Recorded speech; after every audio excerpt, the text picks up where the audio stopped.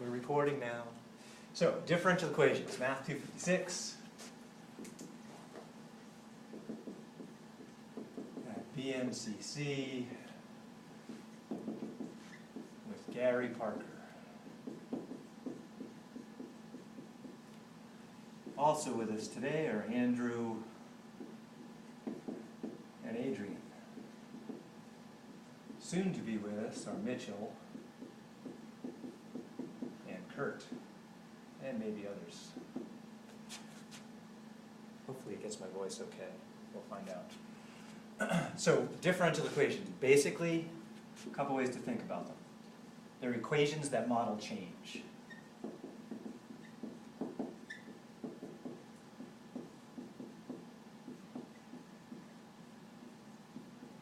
Another version of differential equations is they describe functions.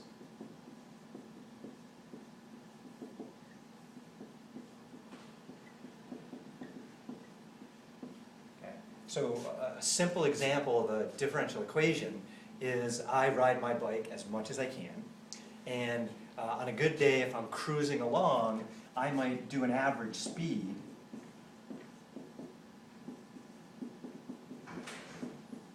of 15 miles per hour. There we go. So if we say x is my position, right, then my speed would then be the change in my position over the change in time in calculus notation. Okay? And my change in position over change in time is 15. This is a differential equation. It describes a function. What function does it describe? Well, the function it describes, we're familiar with the whole distance equals rate times time from, way back in elementary school. My distance is x, my rate is 15 times time. So that's the equation this differential equation describes. So differential equation describes function. My position is a function of time. And so here's that function of time. In this case, x is equal to f of t. The function is take 15 times the time. That will give you my new position based on some starting point. Okay. So initial conditions also need a starting point in some case, because this describes position from any starting point. It could have started at my house, it could have started at the college, it could have started in Portland, who knows where. So sometimes with differential equations, it will also have initial conditions.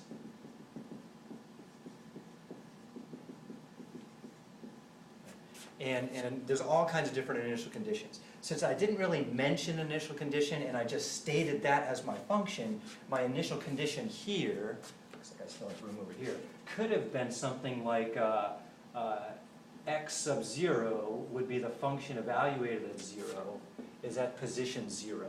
And that's just the beginning of my coordinate system, and maybe today it was my house. Okay. So algebraically, this would be my initial condition right there. Could also be stated as a point instead of in function notation, so my initial condition would be 0, 0. And so our goal with the differential equation is to somehow, given that a differential equation and maybe a condition about that equation, we would then try to find a function that satisfies it.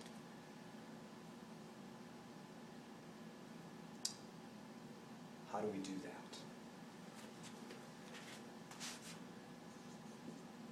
So we solve differential equations in a few ways.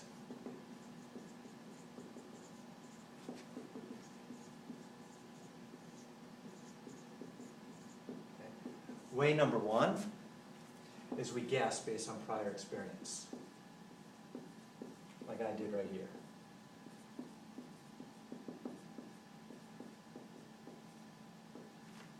It could be a kind of guess and check, which I'll show you in just a second. We use calculus. Usually integration. 3. Apply a numerical.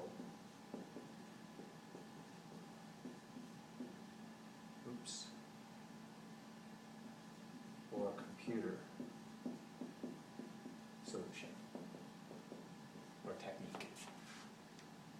Those aren't synonymous? Numerical? Well, I could do numerical solutions on paper, but often we use a computer because it just does it a lot faster.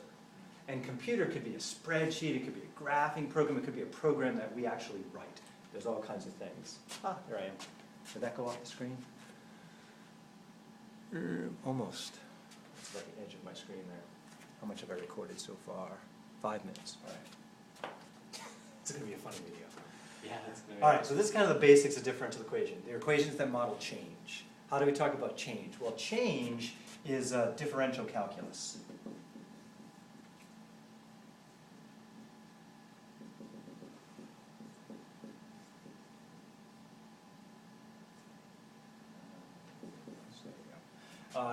To reverse differential calculus, well, that's where integration came in. So we're going to often use integration to try and solve our differential equations that we write down.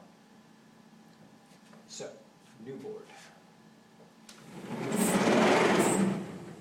Some examples, other examples of differential equations.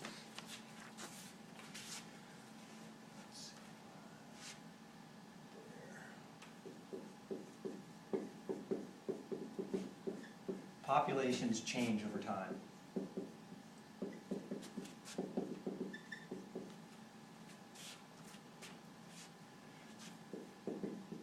For example,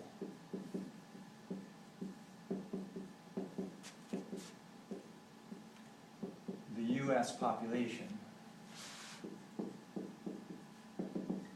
once increased by 2%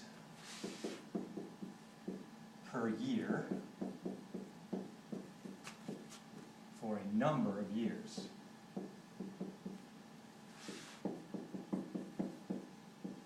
Throughout the 1900s.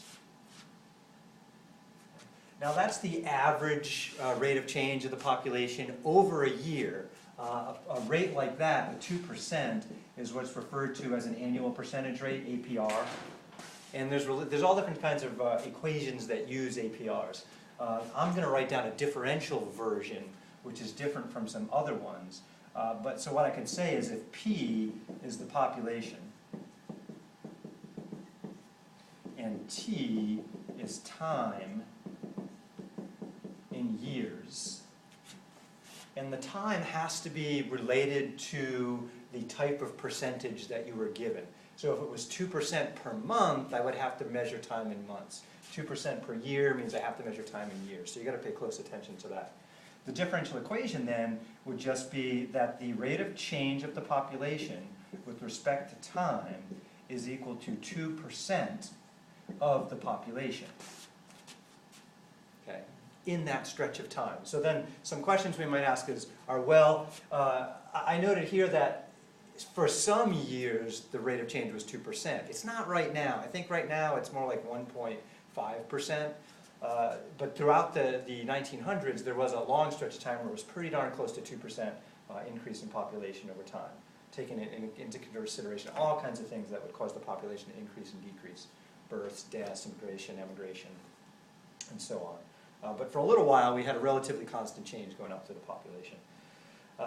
That then could lead to a model. Now that we would probably need an initial condition, like we could look up what was the population in 1960, because in 1960 I'm pretty sure it was close to 2,000. So later we could look that up.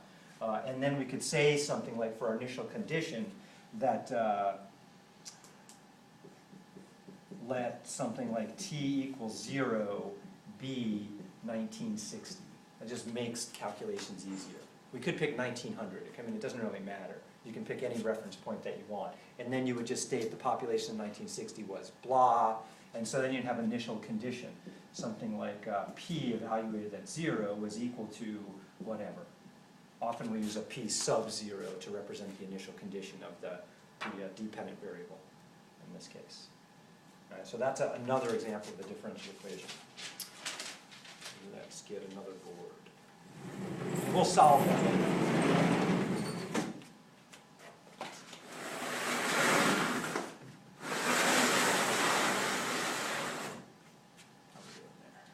Perfect. Another example. did that one. Real simple. Y prime equals sine of x. That's a differential equation.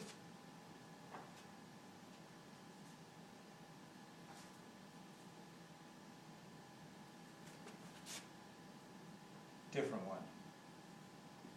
F prime of x equals 2x. That's a differential equation. dy dx is equal to 1 over x. There's another differential equation. Yeah, so there's all different kinds of differential equations. Here, these are all kind of the form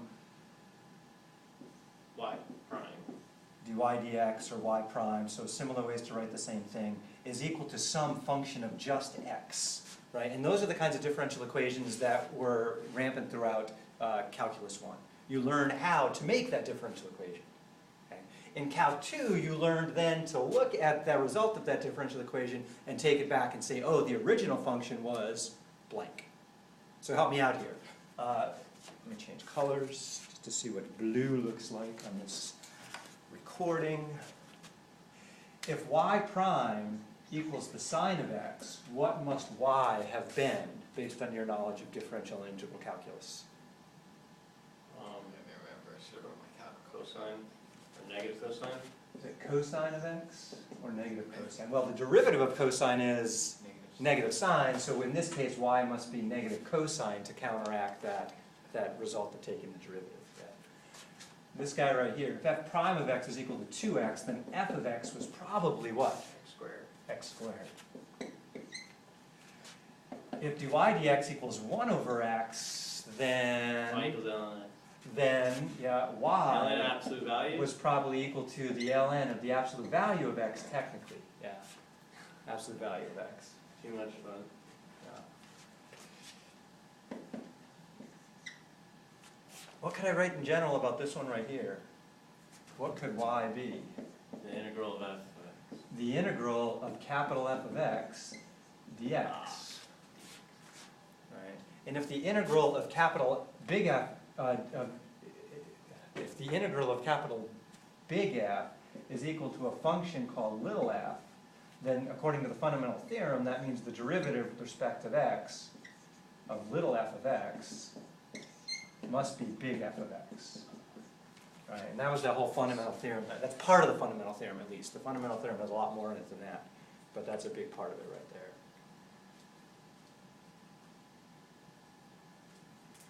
there. Okay, now there's a slight problem with the differential equations that we've worked with right here. These aren't the only solutions, unfortunately. So another solution up here would be x squared plus 7. Another solution to this one would be the negative cosine minus pi. Natural log of absolute value of x plus 1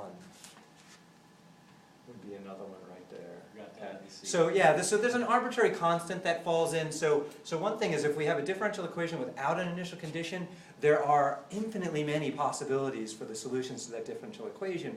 Most of them involve some kind of arbitrary constant. Okay. So we'll get to this later on after we played with differential equations, but in differential equations there's a theorem about existence of solutions and uniqueness of solutions. And as we go along, we'll have to explore those ideas. So do solutions exist to these differential equations? Well, for the top three, sure they exist. Okay. Are they unique? No, they aren't unique. Okay. If I had an initial condition, though, I might have a unique differential equation, and there's conditions about that too. And so again, we'll explore that more as we move along. So these are all basic differential equations that you should be kind of familiar with based on the derivatives you did in Math 251, Calc 1, and then Integral Calculus, Calc 2, going the other way. Okay. Pretty exciting, huh? Okay, so a little warm up there. I'm going to pause this video.